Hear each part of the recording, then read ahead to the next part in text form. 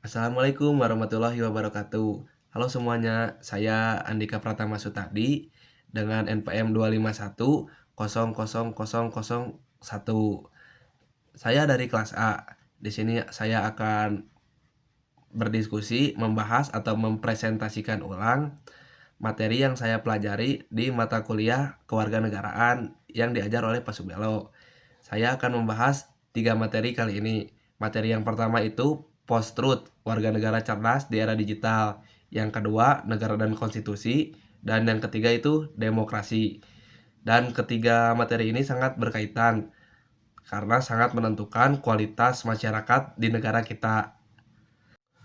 Oke, jadi yang pertama saya akan membahas tentang post-truth, warga negara cerdas di era digital. Teman-teman, sekarang ini kita sudah masuk ke dalam era post-truth. Jadi, apa sih post-truth itu? Jadi, post-truth adalah kondisi di mana ketika fakta bukan lagi hal yang paling penting dalam membentuk opini publik. Yang lebih menentukan justru emosi, perasaan, dan keyakinan pribadi. Sehingga orang sering percaya pada sesuatu bukan karena itu benar, tapi karena itu terasa benar. Contohnya bisa kita lihat di media sosial. Berita yang sensasional lebih sering viral, orang mudah percaya informasi tanpa memeriksa ulang, dan opini pribadi kadang dianggap fakta, dan juga hoaks tersebar lebih cepat daripada klarifikasi. Akibatnya, masyarakat bisa terpecah, mudah emosi, dan sulit membedakan informasi yang akurat dan yang manipulatif. Inilah tantangan kita sebagai warga negara. Nah, untuk menghadapi era post-truth, kita sebagai warga negara perlu jadi warga negara yang cerdas secara digital. Dan ciri-cirinya cukup sederhana. Ciri-ciri singkat warga negara cerdas di era post-truth. Yang pertama, selalu cek fakta sebelum percaya atau membagikan informasi. Jadi kita tanya dulu nih diri sendiri, sumbernya jelas atau tidak. Yang kedua, jangan mudah terpancing emosi. Kalau ada berita yang bikin marah, tahan dulu. Jangan langsung bereaksi. Dan yang ketiga, punya etika bermedia sosial. Sadar bahwa postingan kita itu punya dampak. Nah, jangan memberikan konten kebencian atau hoax. Dan yang terakhir, yang keempat, gunakan teknologi untuk hal yang bermanfaat. Jangan cuma konsumsi informasi saja, tapi kita juga harus berbagi, edukasi, dan hal positif lainnya. Dengan kemampuan ini, kita bisa jadi warga negara yang kritis, lebih tenang, dan tidak mudah dimanipulasi oleh hoax atau informasi yang menyesatkan. Oke, sekarang kita masuk materi yang kedua. Materi yang kedua itu adalah negara dan konstitusi. Kalau melihat menurut para ahli seperti Soltau, Lamski, Lodgeman, dan Prof. Sunarko, inti penjelasan mereka sebenarnya sama. Negara adalah organisasi kekuasaan yang mengatur masyarakat dan punya kewenangan untuk membuat aturan agar kehidupan bersama lebih tertib. Artinya, negara bukan hanya sekumpulan orang, tapi negara adalah sebuah sistem yang memiliki kekuasaan sah untuk mengatur wilayahnya. Tapi tentu saja, kekuasaan negara harus ada batasnya. Nah, disinilah peran konstitusi. Konstitusi adalah aturan dasar yang menjadi fondasi jalannya negara. Istilah konstitusi berasal dari konstituer yang berarti membentuk. Konstitusi membentuk bagaimana negara dijalankan, bagaimana kekuasaan dibagi, dan apa saja hak-hak warga negara. Di Indonesia, konstitusi kita adalah Undang-Undang Dasar 1945. Dan menurut Meriam Budiarjo, ada 2 ciri utama konstitusi. Yang pertama itu membatasi kekuasaan pemerintah supaya tidak sewenang-wenang. Dan yang kedua, melindungi hak-hak dasar warga negara seperti kebebasan berpendapat dan hak umum. Dan Jimmy Ashidiki juga menjelaskan bahwa tegaknya konstitusi bergantung pada 3 kesepakatan. Yang pertama, kesepakatan tentang tujuan berbangsa. Yang kedua, kesepakatan bahwa hukum adalah dasar negara. Dan yang ketiga, kesepakatan mengenai struktur lembaga negara dan bagaimana mereka saling mengawasi.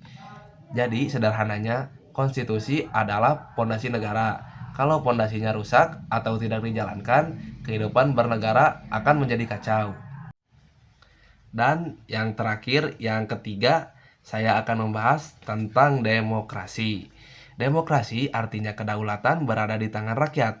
Rakyat yang menentukan siapa pemimpinnya, arah kebijakan negara, dan bagaimana pemerintah bekerja. Prinsip ini jelas tercantum dalam pembukaan Undang-Undang Dasar 1945 alinea keempat. Tapi demokrasi bukan hanya tentang datang ke TPS setiap 5 tahun sekali. Demokrasi adalah cara hidup bersama yang menuntut kita untuk aktif, kritis, dan menghargai perbedaan. Ada beberapa prinsip penting demokrasi. Yang pertama, kebebasan berpendapat. Setiap orang boleh berbicara, memberi saran, dan mengkritik. Tapi tentu harus dilakukan dengan cara yang santun dan bertanggung jawab. Yang kedua, semua warga negara sama di hadapan hukum. Tidak boleh ada perlakuan khusus. Siapapun yang salah harus diproses secara adil. Yang ketiga, partisipasi masyarakat itu wajib. Demokrasi akan lemah kalau warganya apatis. Kita perlu aktif mengikuti informasi, berdiskusi, peduli, peduli dengan masa depan negara, dan ikut mengawasi pemerintah. Yang keempat itu bisa menghargai perbedaan. Dalam demokrasi, berbeda itu hal yang normal. Yang penting bagaimana kita mengelola perbedaan itu dengan dialog musyawarah. Yang kelima, pemerintahan harus transparan dan akuntual, akuntabel, karena pemerintah terpilih dan dipilih langsung oleh rakyat, maka kebijakan dan tindakannya harus bisa dipertanggungjawabkan. Dan yang terakhir, yang keenam, sistem pemerintahan yang mendukung demokrasi. Di Indonesia, kita memakai sistem presidensial. Presiden dipilih langsung oleh rakyat, presiden adalah kepala negara, sekaligus kepala pemerintahan, dan presiden tidak bisa membubarkan DPR.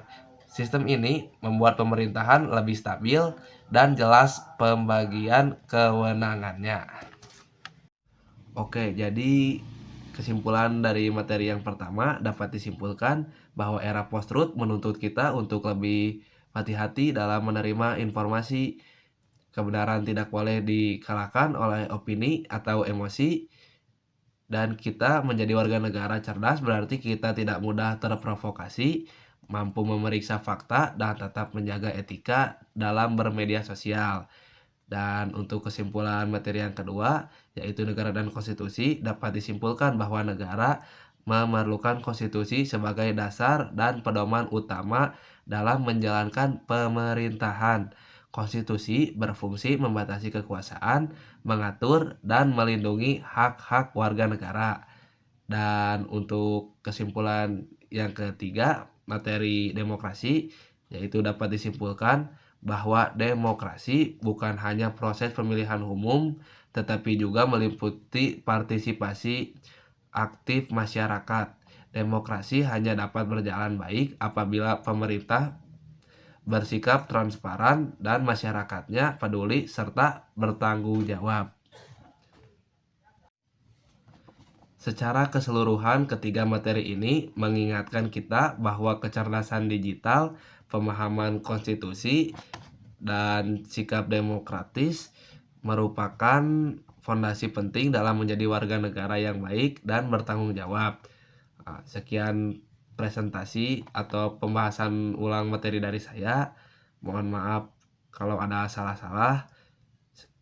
Sekian, terima kasih. Wassalamualaikum warahmatullahi wabarakatuh.